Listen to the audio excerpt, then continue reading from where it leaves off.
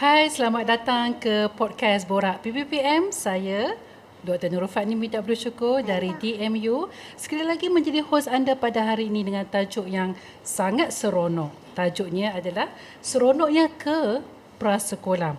Okey, hari ini saya perkenalkan tetamu kita pada hari ini di kanan dan di kiri saya yang cantik dan ayah dan anak yang comel sangat hari ini. Hai. Okey, tak apa. Nanti kita tanya namanya. Okey, so di kanan saya, wanita cantik, wanita Iron Lady, dan kita lihat di sini di belakang ni ada buku-buku semua. Siapa tak kenal dengan Puan Adiba? Nanti kita tanya lagi apakah projek yang terkini dan yang sedang berlangsung. Dan di kanan saya di hujung sana, iaitu figura ayah yang paling glamour dah setakat ni. Glamour tak rasa? Setakat ni glamour dah kan? Iaitu Encik Raja Faizul bersama-sama dengan adik kita. Siapa nama? Siapa nama? Raja Kufina. Wah, Raja Kufina, so cute. Dengan kawan-kawan. Kawan siapa nama? Tetel. Okey. So Kufina dan di kiri saya yang cantik dan manis iaitu Dr. Siu. Okey. Sebelum kita pergi ke mengupas apa yang kita nak borak hari ini, mungkin setiap panel boleh perkenalkan diri dan beritahulah apa projek-projek terkini ataupun ada bisnes ke atau masuk ke TV ke ataupun apa-apa saja yang di kementerian sedang jalankan. Mungkin boleh dimulakan dengan Puan Adiba. Okey. Assalamualaikum warahmatullahi wabarakatuh. Khabar semua? Besar hati kami dari Perbadanan Kota Buku untuk berada bersama semua di Prasekolah IPG Teknik Campus Anstek. Sangat cantik. Kota Buku sedang rancak melengkapi semua kerja kuat Kementerian Pendidikan Malaysia, terutamanya dalam dunia buku dan pembacaan. Nanti ada masa kita zoom lagi, dive in. So yang di belakang ni adakah apa projek yang terkini ke Puan? Yang di belakang ini, kalau kita ini boleh nampak mini Kota Buku Cilik. Ia adalah salah satu inisiatif kita melengkapi kurikulum baharu persekolahan yang kerja kuatnya telah dijalankan oleh bahagian pembangunan kurikulum tim Dr. Siu dan semua. Well done. Jadi kita selama 2 tahun lebih 3 tahun ini kita dimohon oleh Yang Berhormat Menteri untuk bantu menggiatkan, menukar, memperkuatkan naratif buku dan pembacaan di sekolah. Kita dah mula dengan mini kota buku untuk sekolah-sekolah rendah, sekolah menengah seluruh Malaysia. Bermula 2023. Tahun ini 2025 500 application, 50 yang terpilih untuk pitching, 10 yang bertuah tu telah dianugerahi dengan mini kota buku. Sekarang kita bantu dengan mini kota buku cilik. Khusus untuk prasekolah Kementerian Pendidikan. Tepat dengan borak PPPM kita hari ini untuk prasekolah. Okey, di sana yang tak sabar menenung saya pun takut. Saya tak takut, cuma saya rasa macam excited. Kufina, you okay? Okey. So Raja Faizul boleh perkenalkan diri anak berapa ke semua kan? Apa projek terkini? Baik. Assalamualaikum. Terima kasih pertama kali pihak KPM kerana sudi jemput saya lah. Saya Raja Faizul Raja Syahminan, atau kalau di media sosial dikenali dengan Ku Faizul. Bapa kepada 4 orang anak. Wow. Dah bertambah. Dah tambah lagi seorang. Ini yang ketiga. Ini yang ketiga, yang kecil sekali berumur 4 bulan sekarang. Sekarang ni pun saya tengah aktif di live di TikTok, tengah berkempen lah untuk mengajak ibu bapa merapatkan anak-anak dengan buku. Dan yang paling penting sekali, saya nak, kalau boleh, kebanyakan ibu ayah sekarang boleh membebaskan anak daripada gadget. Membebaskan bebas 100% ke berapa peratus tu? Bergantung. Okey, nanti kita kupas nanti kita kupas, alright. Kufina? Boleh perkenalkan diri? Nama siapa? Mungkin apa yang Kufina suka buat sekarang ni dengan ayah? Panggil ayah ke panggil bapa? Ayah. Okey, lambat panas sikit, dia pun tak berapa sihat sangat, batuk sikit kan. Jadi boleh ke bercakap ni? Nama siapa? Okey, nantilah. Nanti kita bagi dia gula-gula. Ya. Yes. Terima kasih Raja Faizul. Okay, Dr. Siu. Dari mana Dr. Siu? Salam sejahtera dan selamat pagi ya kawan-kawan. Saya Siu dari Bahagian Pembangunan Kurikulum Kementerian Pendidikan. Saya sekarang ni berkhidmat di sektor prasekolah yang khasnya kita sekarang ni telah membangunkan kurikulum prasekolah dan kita sekarang ni penataran pun dah telah dibuat kepada guru prasekolah kita dan pada masa depan ni lah, pada tahun depan ni kita memang nak lihatlah pelaksanaan kurikulum prasekolah di prasekolah Malaysia kita ni. Alright, okay. So Dr. Siu, terima kasih bersama-sama kami hari ini. Ada pakar pendidikan awal kanak-kanak iaitu prasekolah, ada pakar bacaan CEO kita di sini dan juga ada pakar mendidik anak supaya membaca, melontarkan idea dan berimajinasi. Itulah Raja Faizul. Okay, are you ready semua? Yeah. Apa yang kita nak sembang hari ini? Boleh. Sembang dia sangat dekat-dekat hati kita sebab kita semua ibu bapa, ada anak-anak, sama ada yang dah besar ataupun yang kecil. Saya masih ada yang kecil lah 4 tahun kan. Itu anak yang paling bongsu lah kita lihat. Yang mana kita lihat pergi ke prasekolah ni ataupun kita kata masyarakat kata tadika lah kan. Tadika ni kena seronok. Bertepatan dengan kita punya tajuk podcast ini, seronok sangatlah nak pergi ke prasekolah. Okey Dr. Siu, maybe saya nak borak dulu dengan Dr. Siu, sama-sama kita boleh tanya nanti Dr. Siu. Apa sebenarnya kenapa kita kenalah pergi ke prasekolah ni kan, dan seawal umur berapa? Okey, dekat Malaysia ni, maybe dekat luar negara ke, kita lihat bagaimana kita nak bagi anak-anak kita ke prasekolah dan bagaimana hasrat Kementerian Pendidikan kita setakat ini. Okay, since kita hari ini kita lihat dari segi pendidikan prasekolah kan, so saya akan bincanglah dari perspektif kanak-kanak ya. So sekira kita baca ataupun kita lihat kajian neuroscientist ya, dia kata kanak-kanak ini, otak kanak-kanak itu telah berkembang ya sejak dia dilahirkan. Ya, bila dia lahirkan sampai ke umur 5 tahun ni, ini merupakan satu tempoh yang sangat kritikal untuk budak kita menyerap banyak informasi. Jadi sekira kita bayangkan ya, anak kita 3 tahun ni, otak perkembangan otak mereka, saiz otak mereka adalah sebanyak 80% seorang dewasa. Sekira dia dah capai umur 5 tahun, saiz perkembangan otak dia dah mencapai 90% orang dewasa. Imagine sekira anak kita pada umur peringkat 0 sampai 5 ni kita memberi pendedahan ataupun pembelajaran yang memang berkualiti untuk mereka, maksudnya dia dah boleh menyerap maklumat ataupun pengetahuan yang seperti sebagaimana yang seorang dewasa. So sekira kita lihat dari situ kan, maksudnya masa umur macam ni, macam umur Kufina dan anak-anak kita ke apa semua tu, dia boleh berfikir dan menyerap segalanya seperti orang dewasa macam kita, ataupun lebih baik. Dia actually dia sama pada peringkat ni kan, macam Kufina sekarang ni umur 4 tahun kan, dia memang akan dapat menyerap ataupun mendapatkan info mengikut tahap mereka. Sekira sinapsis dalam otak tu diberi rangsangan ataupun stimulus yang sangat bagus. Jadi datang ke prasekolah ataupun memberi mereka satu persekitaran pembelajaran yang kondusif dan merangsangkan sangat membantu anak kita untuk masa depan mereka. So no wonder kita kena maksudnya kita galakkan anak-anak kita seawal umur berapa sebenarnya untuk kita bolehlah hantar ke prasekolah ataupun tadika, sama ada swasta ataupun kerajaan. Dr. Siu? Sekira ikut dasar kita ya, kita kata pendidikan prasekolah ini dia belum lagi diwajibkan, tetapi pembekalan ataupun tawaran prasekolah KPM ni dia telah boleh memberilah peluang untuk anak murid kita datang ke sekolah belajar sejak 4+ and 5+, maksudnya 4 tahun 6 tahun. Okay. So apa pandangan Raja Faizul sebagai bapa yang dah ada 4 orang anak, 3 maybe 2 telah melepasi prasekolah.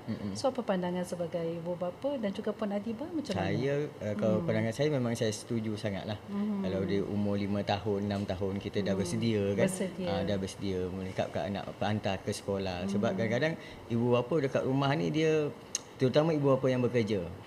Bila time saya buat live, selalu ibu bapa yang bekerja selalu mengadu macam mana nak ajar anak membaca, macam mana nak rapatkan dengan buku, kan tak ada masa kan. Jadi bila adanya sekolah, jadi mereka dapatlah ada peluang lah anak-anak mereka untuk dirapatkan dengan buku, nak mula membaca dan sebagainya. Cuma doktor, kalau boleh saya nak buat ada pertanyaan sikit.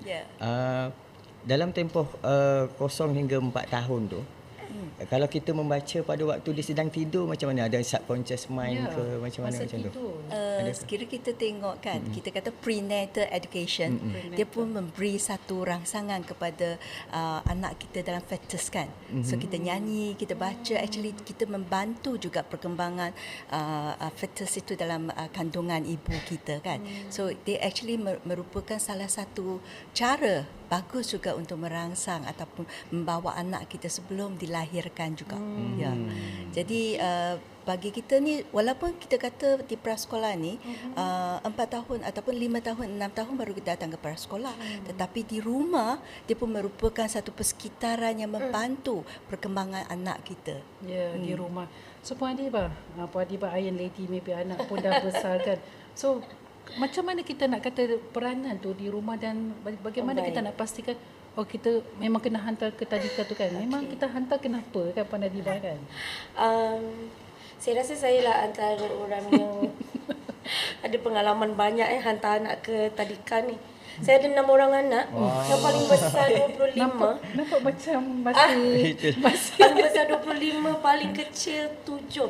Baru last kali tahun lepas selesai kita melengkapi lah. Kalau tanya saya tahun lepas, kita ada wakil, keluarga kita ada wakil di setiap aras pendidikan. Daripada tadika sampai ke sekolah rendah, sekolah menengah, tingkatan 6, universiti pun kita ada.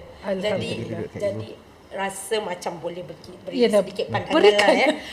Anak-anak yang ada dari nombor 1 sampai nombor 6 itu, terus terang saya cuba ke semua jenis sekolah. Semua. Namalah brand apa yang ada di dalam pasaran itu. Jadi kita tak nak namakan brand tu lah ya. Kita dah cuba yang ini, yang merah, yang kuning, yang hijau, yang apa. Semua kita pernah cuba, kecuali prasekolah.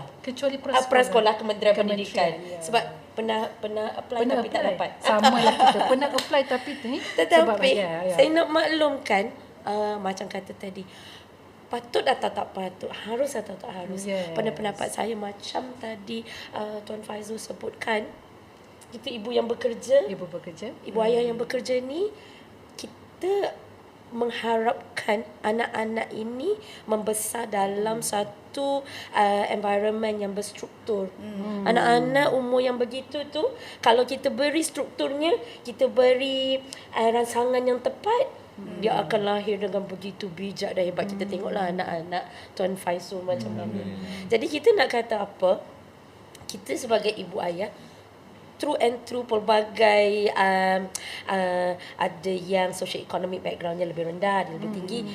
Kita mahu setiap anak-anak datanglah dari socio-economic background yang bagaimanapun punya peluang yang sama. Sebab itu kita kata bagus hantar ke prasekolah ini. Kerana apa? Kerana dia menyediakan anak-anak ini untuk aras yang selanjutnya ketika tahun 1. Sebelum masuk ke tahun 1. Persediaan tahun 1. Alright. Jadi contoh, anak-anak saya ada yang go through Montessori, ada yang Islamic, ada yang very English, ada yang apa. Semuanya alhamdulillah kita nampak ada kekuatan masing-masing. Tapi yang saya paling suka antara semua, yang memberi galakan dan dorongan kepada books and reading. Itu yang paling penting. Yes, talking about books and reading kan. Okay. Pembacaan. Terima kasih. Pembacaan terima kasih Puan Adibah. Memang saya sangat setuju tentang sibuknya ibu bapa dan pentingnya kita untuk menghantar ke prasekolah. So talking about that books and reading, kita lebih kepada reading lah kan, Dr. Siu. So antara literasi dan numerasi ni untuk persediaan ke darjah 1 sebenarnya ke prasekolah ni kan. Raja Faizul kan dah ada anak yang 2 dah pergi ke sekolah ya. Kumika dan kakaknya Kuhana dekat sekolah rendah ke? Sekolah rendah. Nak masuk sekolah menengah. So can you imagine? We just imagine lah kan, kalau Kufina ni lah kan, kita tak hantar dia langsung ke prasekolah, dia hanya belajar dengan ayahnya sahaja. Dan bagaimana tentang perkembangan literasi dan numerasinya? Can you imagine? Can you just imagine? Pengalaman saya content creator. Yes. Jadi maknanya saya masa banyak di rumah. Bukan kerja 9 to 5 lah. Saya sendiri pun, kalau boleh, memang nak hantar anak ke sekolah. Bermakna bayangkan jika ibu ayah yang bekerja, bagaimana masa mereka untuk mereka susun itu, untuk jadikan anak-anak tu boleh membaca, minat dengan buku, kan. Sedangkan saya yang ada masa dekat rumah pun kadang-kadang memerlukan sekolah juga untuk membuka peluang ataupun menarik minat anak-anak tu supaya belajar. Belajar maknanya orang kata yang lebih tersusun lah. Kita ni ibu bapa kadang-kadang takut. Kadang-kadang kita takut macam anak kita tak boleh membaca, lambat membaca. Jadi kalau kita tak ada pengalaman itu, sorry Raja Faizul, apa yang kita takut sangat tu? Kita takut maknanya ketakutan kadang-kadang ketakutan sebab apa? Sebab kita membandingkan diri kita dengan orang lain ke, takut ketinggalan orang cakap. Anak-anak sebab sekarang kebanyakan ibu bapa lah, dia berfikiran anak masuk darjah 1 mesti tahu membaca, mesti tahu mengira, mesti tahu menulis, kalau tidak ketinggalan nanti. Itu anggapan lah. Anggapan. Adakah dekat kita punya darjah 1 memang begitu sebenarnya? Dr. Fani Tuan, saya rasa mungkin saya boleh respon sikitlah tentang yang kerisauan ibu bapa dan semuanya kan. Seperti yang saya katakan, perkembangan otak kanak-kanak tu dia memerlukan stimulus, rangsangan. Jadi stimulus dan rangsangan di prasekolah ni dia bukan setakat yang kata akademik maksudnya kena huruf, mengira dan sebagainya sahaja. Yang penting dia bila dia datang ke prasekolah ataupun dia pergi ke institusi macam tadika ke yang di luar tu, kanak-kanak kita akan mendapat sekira dia berstruktur dan berkualiti saya kata tentang prasekolah ataupun tadika yang berkualiti Jadi maksudnya kualiti maksudnya ada satu yang struktur, persekitaran yang selamat, cikgu yang terlatih. Jadi murid kita akan menerima ataupun kanak-kanak kita, anak kita menerima stimulus yang bagus. Jadi bila dia bagus itu, dia dari segi perkembangan emosi dia, sosial dia, kemahiran dia berkomunikasi itu meningkat. Secara tidak langsung mereka akan belajar macam mana berkomunikasi dan language itu, linguistik ataupun bahasa itu akan berkembang. Jadi datang ke satu ataupun kita bekalkan di persekitaran yang membantu tu, dia akan membantu anak kita berkembang secara keseluruhan ataupun kita kata holistic development. So maksudnya apa Dr. Siu kata ini, mana maksudnya sebelum pergi ke darjah 1 tu, dia dah bersedia dengan segala-galanya kan. So maksudnya Raja Faizul, kalaulah kita tak hantar anak-anak kita ke prasekolah, maksudnya we are not ready to send anak-anak kita ke darjah 1, betul ke macam mana? Ya, itu tanggapan saya sebelum inilah. Sebagai bapa kacamata.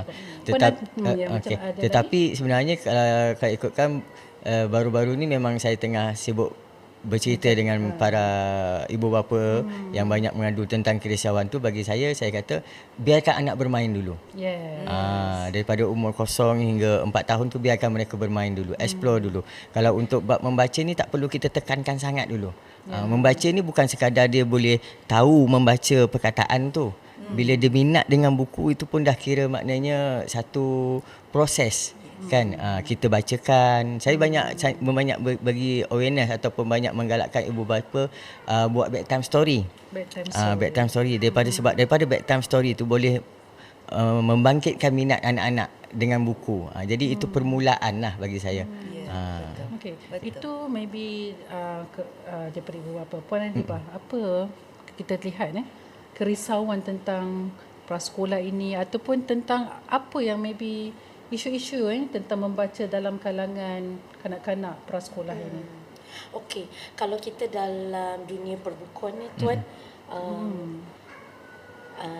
satu rumusan yang kita dapat adalah kalau kita nak lahirkan masyarakat yang berilmu dan sebagainya, isu sekarang adalah bagaimana kita kita boleh melahirkan pembaca baharu setiap tahun.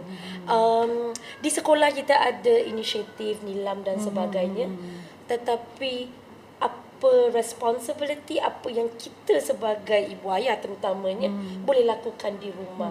Macam Tuan sebutkan tadi, storytelling adalah satu aktiviti yang sangat efektif. Anak-anak yang tidak boleh membaca ini, sebenarnya dalam pasaran ada banyak jenis buku. Ada buku yang kita panggil wordless. Cerita tu ilustrasinya tidak ada cerita pun. Tak ada writing itu tak ada. Tetapi tak ada teks, tetapi hanya ada ilustrasi dan gambar-gambar. Jadi ibu ayah juga boleh menggunakan bahan-bahan rangsangan bacaan yang sebegini untuk merangsang imajinasi anak-anak kita. Macam kita kata tadi, nak lahirkan pembaca baharu tu, kita kena spark interest dia. Bagaimana kita nak spark interest? Kita memberi suara kepada buku itu.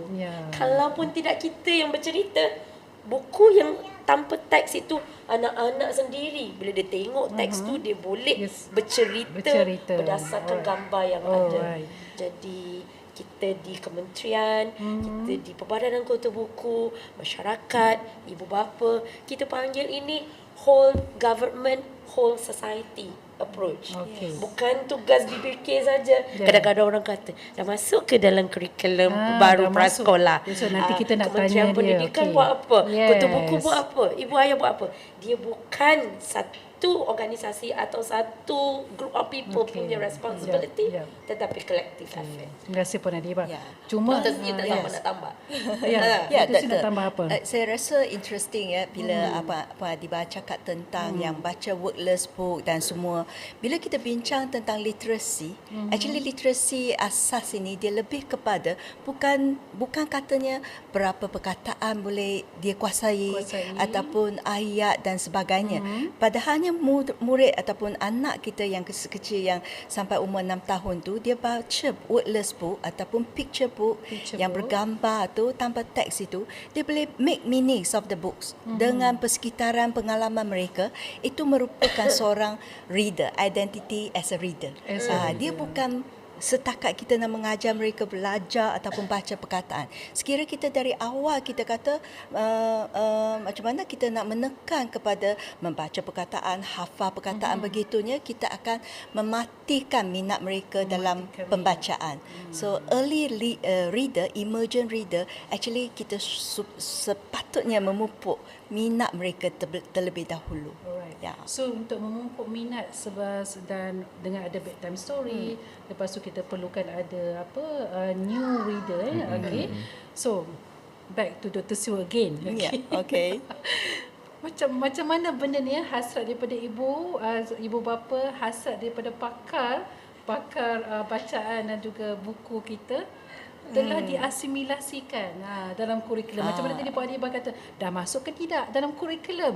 Bagaimana? Dan we heard that now alhamdulillah tanya kepada bahagian pembangunan kurikulum setelah selesai membangunkan kurikulum prasekolah. So adakah semua benda-benda yang kami suara ibu bapa semua ini ada di dalam kurikulum prasekolah itu? Terima kasih sebab kerisauan tuan-tuan dan perempuan ni kita boleh balas jugalah tentang yang ini So untuk kurikulum baharu, kurikulum prasekolah 2026 ni, kita memang mementingkan kita nak lahirkan insan sejahtera.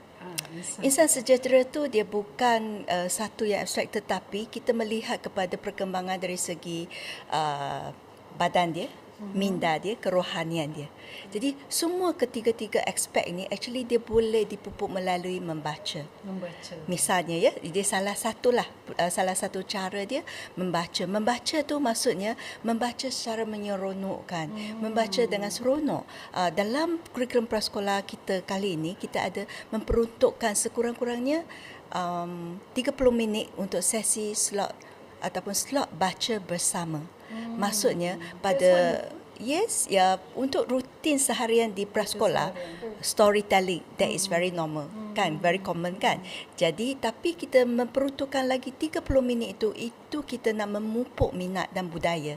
Kita hasratkan di dalam kelas nanti, cikgu tu dia boleh buat storytelling, share reading, baca bersama dengan kanak-kanak, bawa buku budaya membaca tu bawa ke rumah.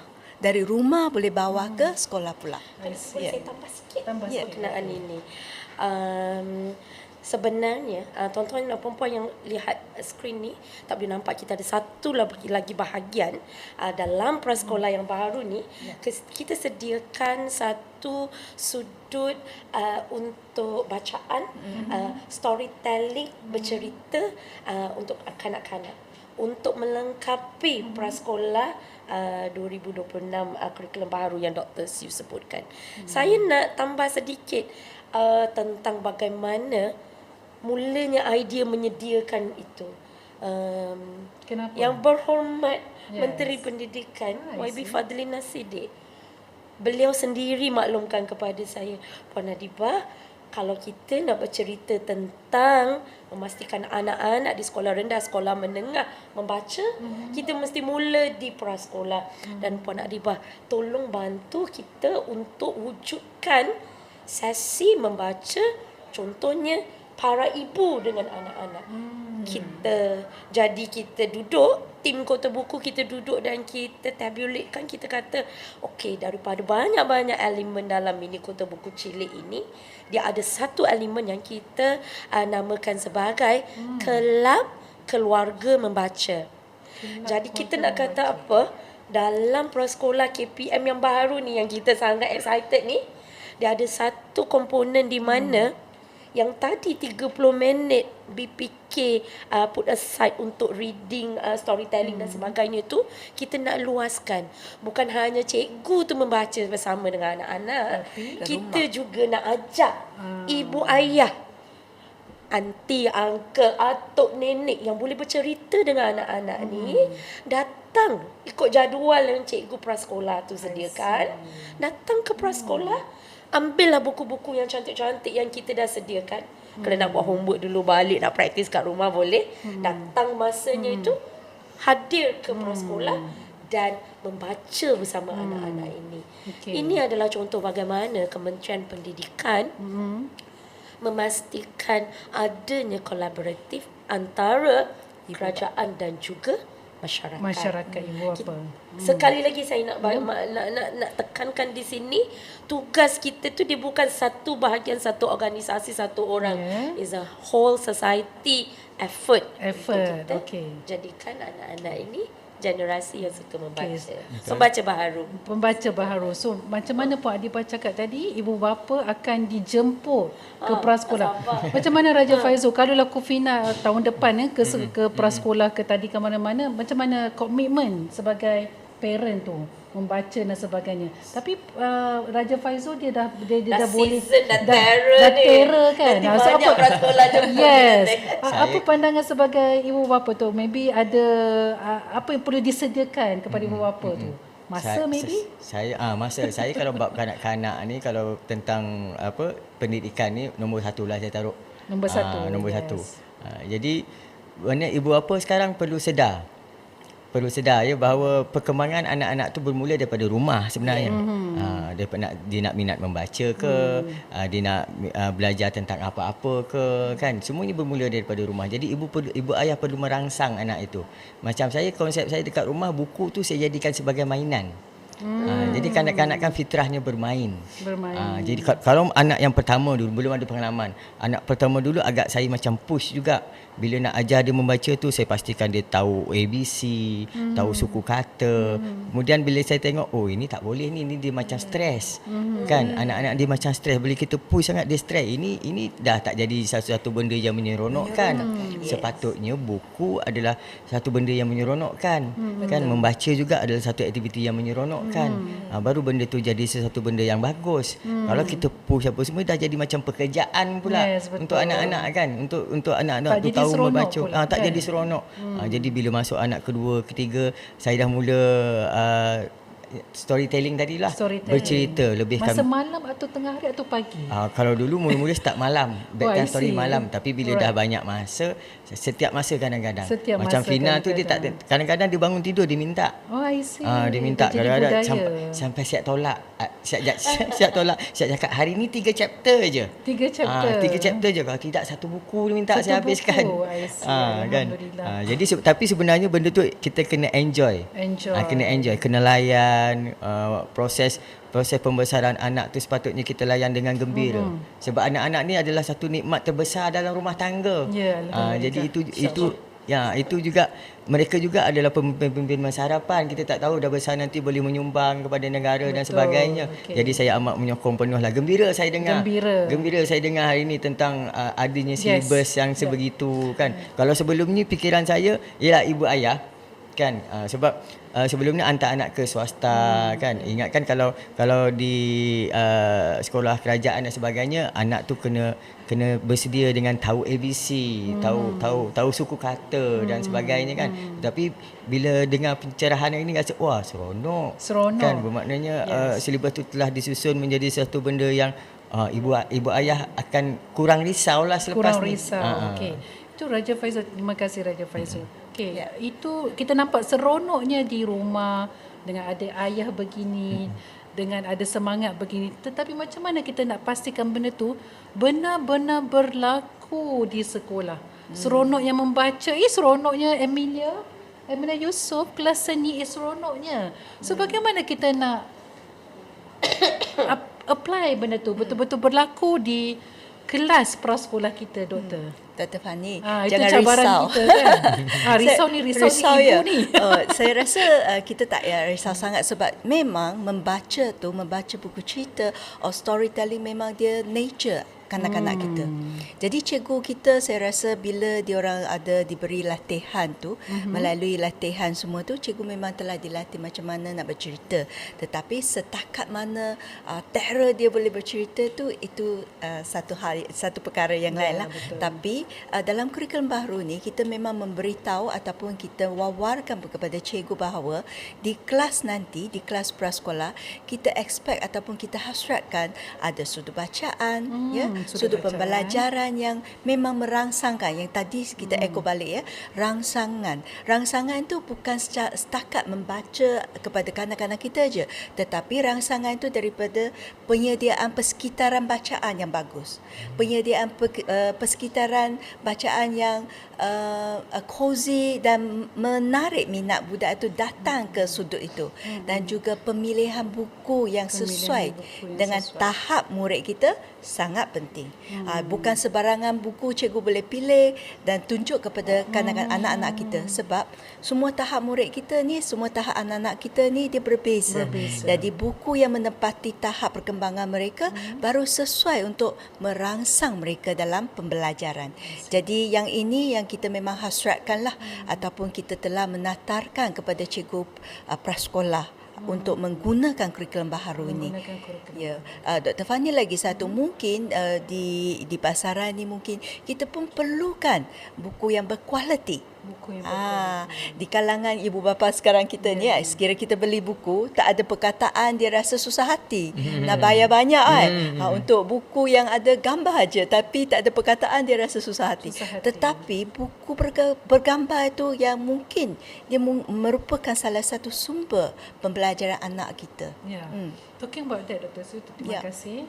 Puan Adiba, ada tak buku-buku yang boleh kita share dekat sini, maybe ada di sini ke? Bagaimana yang buku yang berkualiti untuk sampai kepada kanak-kanak tu untuk minat, seronoknya membaca dan boleh imagine dan sebagainya. Contoh-contoh buku apa macam tu? Baik. Untuk bila kita bercerita tentang seronoknya prasekolah KPM ni, apa yang berbeza ni tahun 2026 dan ke hadapan ni? Sudah pasti sumber-sumber pembacaan, resources, buku cerita yang kita bantu Kementerian Pendidikan sediakan. macam kita kata tadi, whole society, whole government approach. Kalau KPM dah sediakan syllabus kurikulum yang cantik, tapi kalau tak disambut oleh industri perbukuan negara pun tak jadi juga. Jadi apa kita buat? Kita minta rakan-rakan penerbit dalam industri buku, kita kata moving forward 2026 dan ke atas ni, Kementerian Pendidikan nak tengok kepada pembangunan karakter, kepada pembangunan nilai, kepada anak-anak yang suka membaca. Jadi kita minta rakan-rakan industri penerbit ni terbitkanlah buku-buku yang lebih bagus yang ada. Contohnya references dan latar lokal. Selama ini kita dulu masa kecil pun, masa kita sekolah prasekolah, ceritanya Cinderella, ceritanya Snow White, Beauty and the Beast. Big book, buku besar. Contohnya kalau saya boleh tunjukkan. Okey, boleh tunjukkan. Big book dalam pasaran selalunya pasti big book yang daripada luar negara yang kita import masuk, cerita-cerita dongeng, cerita yang macam Eropah, terlalu fantasi. Fairy tale. Jadi kita kata apa? Rakan-rakan industri perbukuan negara mulalah menerbitkan bahan bacaan yang bagus untuk anak-anak ni. Dan sebenarnya untuk pengetahuan doktor, kita pun tengah tunggu daripada BPK kalau boleh bagi kita green light, kita nak ambil kurikulum tu, nak ekstrakkan nilai-nilai yang BPK nak capai tu. Kita minta rakan industri untuk buat, terjemahkan dalam buku. Dalam bentuk buku ceritanya, nilainya. Contoh, budak tu pergi sekolah, kalau kita nak anak yang contoh berbudi bahasa dan sebagainya, kita minta industri buku cari penulis, cari ilustrator yang bagus, nak capai nilai tu. Jadi industri melengkapi apa yang Kementerian Pendidikan hasratkan. So maksudnya Puan, macam tu lah kan, maksudnya kontekstual kepada negara kita, budaya negara kita. Adakah macam buku ini yang macam contoh teknik ataupun buku yang baguslah boleh dimasukkan di dalam prasekolah? Macam mana? Kita sedang usahakan. Kita sedang usahakan di bookcapital.my, iaitu platform yang mana semua guru, semua budak telah menebus voucher buku tahun ni, tahun lepas. Kepunyaan Kota Buku. Book Capital ni kita sedang sediakan satu kategori khusus buku prasekolah.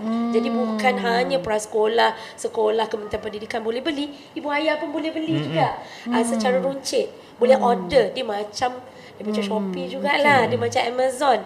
Semua orang boleh membeli buku, dapatkan kandungan-kandungan buku-buku yang bagus-bagus yang cantik-cantik di Book Capital. Hasil tulisan Malaysian, latarnya tanah air kita. Itu yang sangat bagus dengan kurikulum prasekolah kita kan. Okey, terima kasih Puan Adibah. Raja Faizul, kita cakap pasal buku dan sebagainya kan. Dekat sini contoh ada kelas seni Puan Adibah dengan Dr. Siu.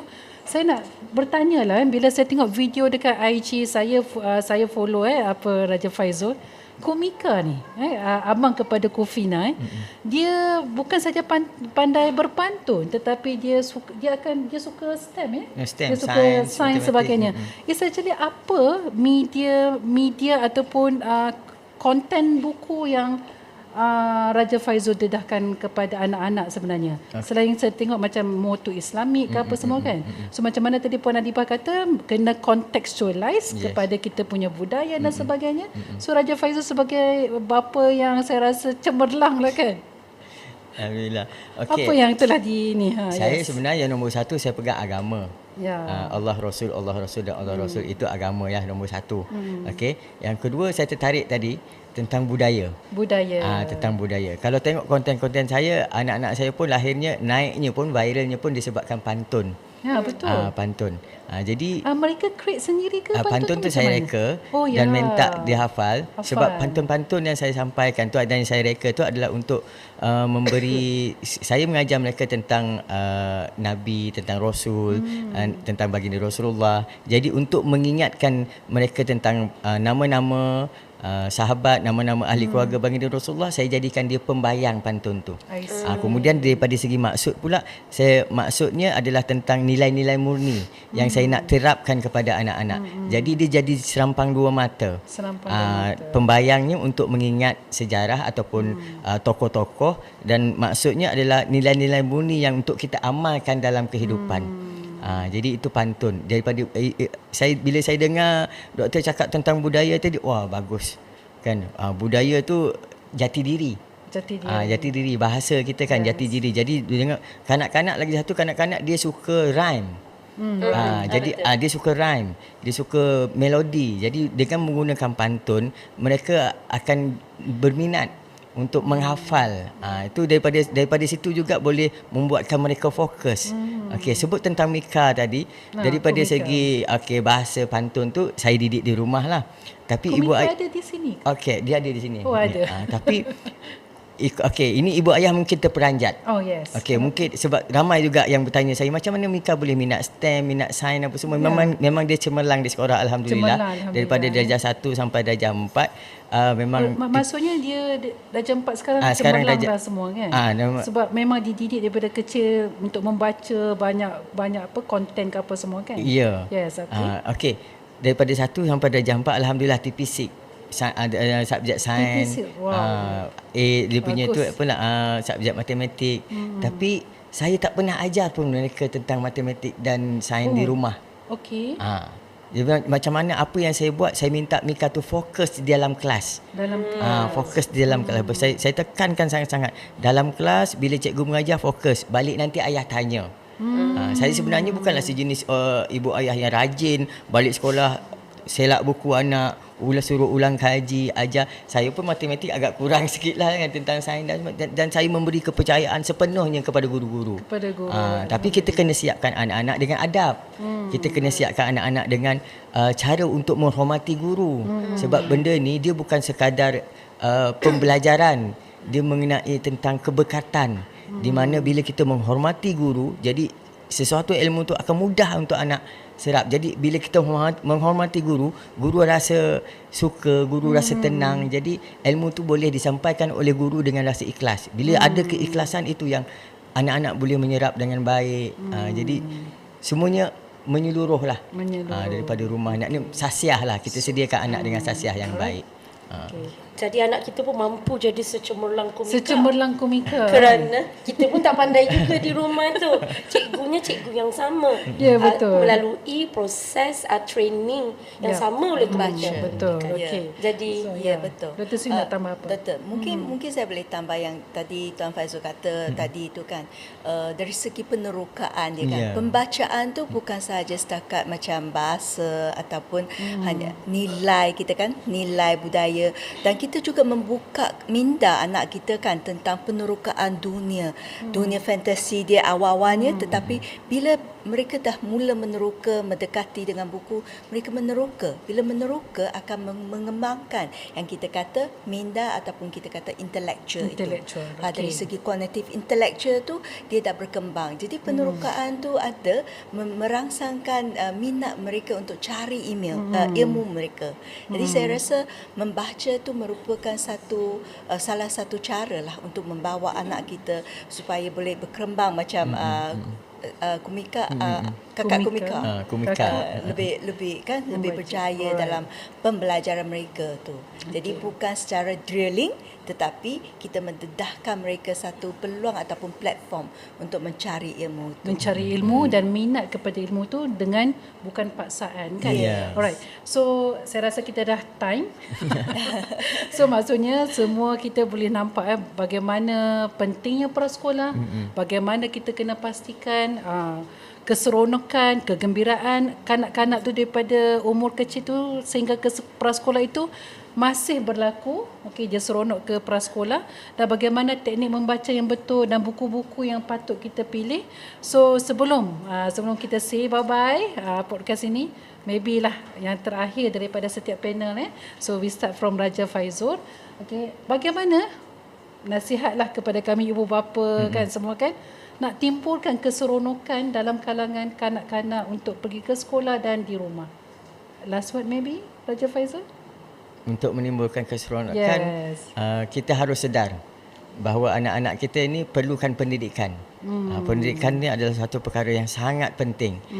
Jadi kita kena enjoy lah orang cakap. Enjoy. Bersama-sama bermain dengan anak-anak. Bersama-sama bermain dengan anak, galakkan anak enjoy dan bagi tahu anak lepas ni ada sekolah, ada kawan-kawan, ada cikgu, kemudian cikgu-cikgu akan membaca lebih banyak buku.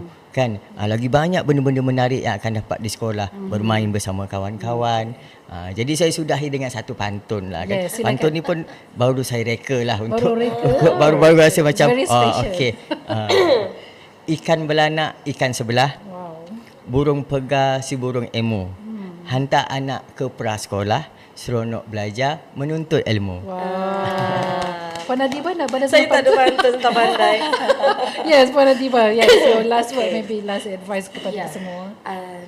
Sekali lagi saya nak tekankan, dia bukan hanya tanggungjawab pendidikan Kementerian Pendidikan Malaysia, tetapi dia adalah tanggungjawab kita semua. Lihat saja dalam ruang lingkup kita. Kita penerbit ke, kita ibu ayah ke, kita organisasi ke, kita pihak korporat ke, kita masyarakat umum ke. Apa yang kita boleh buat untuk bantu anak-anak kita ni melalui satu masa yang optimum untuk mereka menjadi insya-Allah masa depan warga negara Malaysia yang cemerlang. Amin. Cemerlang. Amin. Yes, terima kasih Puan Adiba. Ya, hasrat. Dr. Siu, sebenarnya apa hasrat pendidikan kita sebagai penutup? Okey. Saya daripada KPM ni kita memang hasratkan bukan usaha untuk menjayakan satu kurikulum ataupun satu sistem pendidikan. Dia perlukan macam Pak Adiba kata kan, kita perlukan we take the whole village to build a child. So maksudnya if kita nak ada satu budaya membaca dalam kalangan anak murid kita ni, kita perlu cikgu, ibu bapa ataupun community sebagai leader ataupun you lead the reading. So we all must be a reader. We all must cultivate the culture. Bukan kita kata cikgu nak cultivate budaya membaca, minat membaca di kalangan anak kita, kita suruh mereka membaca, tapi we as a role model lead the reading in our daily life. So maksudnya itu saja kita boleh nampak dengan idea-idea dan juga pandangan semua pena-pena dan apa yang kita borakkan hari ini, kita kupaskan hari ini, insya-Allah prasekolah kita menjadi happy, seronok dan gembira. Anak-anak kita boleh belajar dengan gembira dan ibu bapa pun boleh tersenyum girang selepas melihat anak-anak kita berjaya. Oleh itu sampai saja sekarang untuk kita say bye-bye. Kita sampai jumpa di lain masa. Ingat, anak-anak kecil ini adalah harapan bangsa kita. Oleh itu, sekian kejayaan PPPM milik kita bersama.